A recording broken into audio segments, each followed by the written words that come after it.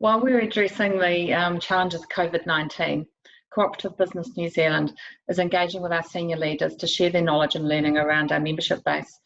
This is just the first of the 3 minutes with the senior leader talking about COVID-19. I'd like to welcome Procare's CFO Tony Wai. Procare is one of New Zealand's essential services and frontline providers to members of the public. It represents 173 GPs across the Greater Auckland region with over 800,000 enrolled patients. So welcome, Tony, and thanks for joining us. Thank you, Ross. Like many of our members, your members are having to deal with people face to face. How are you coping with putting in place protocols to keep them protected? So GPs have actually traditionally worked in a face-to-face environment where a patient would normally come in and actually go see a doctor or a nurse directly as part of a consultation. We're completely shifting as much as we can towards virtual. So where we can offer it, a phone-based consultation or a video consultation like we're doing at the moment has been the option of choice, and that's really just trying to protect not only the clinician but the patient from any inconvenience or any clinical issues. But equally, you would have heard that there's been a whole big shift towards making sure that there's more what they call PPE, which is personal protective equipment, masks, gloves, gowns, in particular during the COVID lockdown and testing phase, where we're trying to make sure that any community transmission is actually dealt with appropriately. No, that's great. And obviously we've had a number of our members struggling with the PPE, so thank you for Procare's offer of assistance on that one. I'm just putting that one out there to our members. So in terms of if someone in the team gets diagnosed with COVID-19 in the practice, how are you going to address that?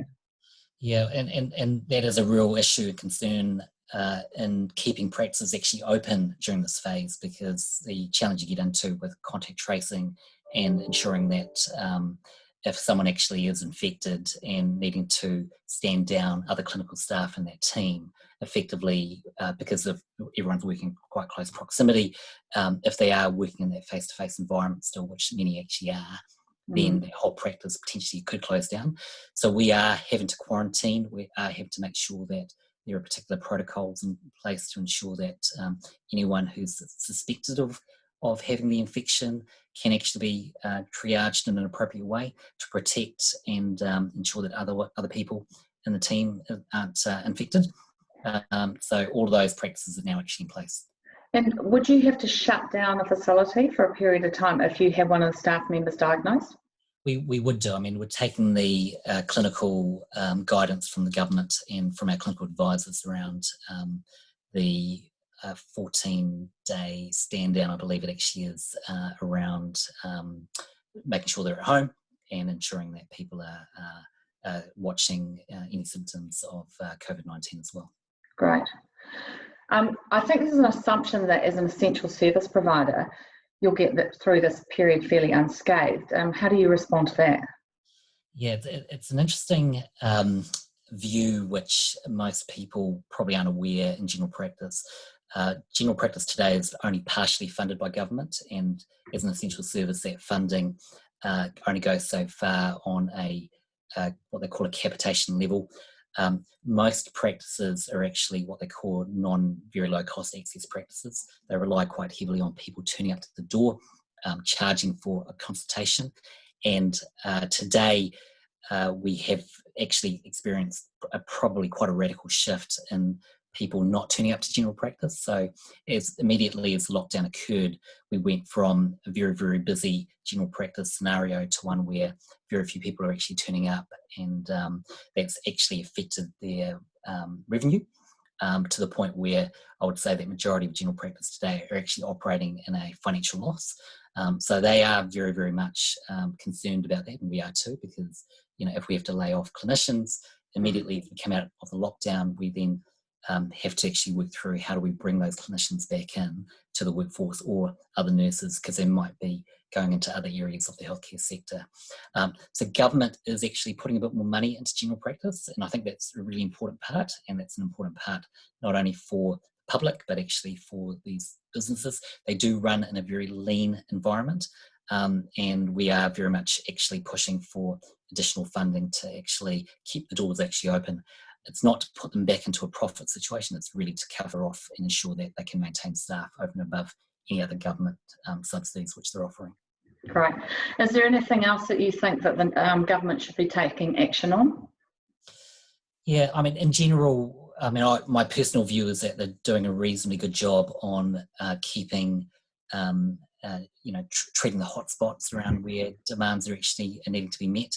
It is quite clear that flexibility and agility around actually looking at, who's an essential service, how you can actually ensure people are moving towards more virtual-based approaches, and more importantly, getting the funding right so we can actually move resources to areas where they are needed more highly is really important. And I think that that's something which we have to work in partnership with government. So, we are looking to do that more and more, and I think that's working relatively well. Where we feel they can actually offer a bit more of a dedicated approach is we are very conscious that there is a bit of profiteering actually out there. PPE is a really good example. We're getting an immediate flood of calls from suppliers who can bring in a mask, and people are paying $20 for a mask, which might have only been $2, a month ago. And we do suspect that there is a bit of price gouging, and it's something which we've been very much looking to get government focused on around how do you keep in this environment things actually economically affordable so that things can still function. That's great. And I guess finally, in terms of Co-op Business NZ, you're one of our larger members. It'd be great to know what your expectation is of us as we work through this time. Yeah, I mean, a big part of why we formed a co-op is we have an integrated independent ownership, which is very much tied into what we do as a cooperative around our operating activity.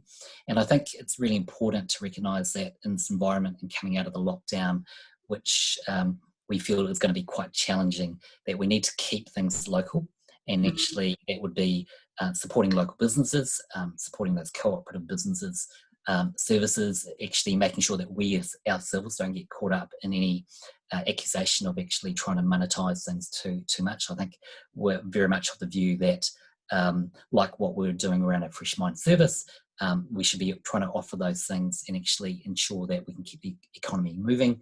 Service-based activity is important. Product-based activity out of New Zealand is going to be very equally important, and I think that will hopefully generate the economy and get us actually in a strong way to keep growing out of what the current crisis actually is today. Well, that's great. Hey, thanks very much for that. And just on that, Procare has very kindly offered via Tony to offer their Fresh Minds program to our members. So please have a look at the LinkedIn post on that.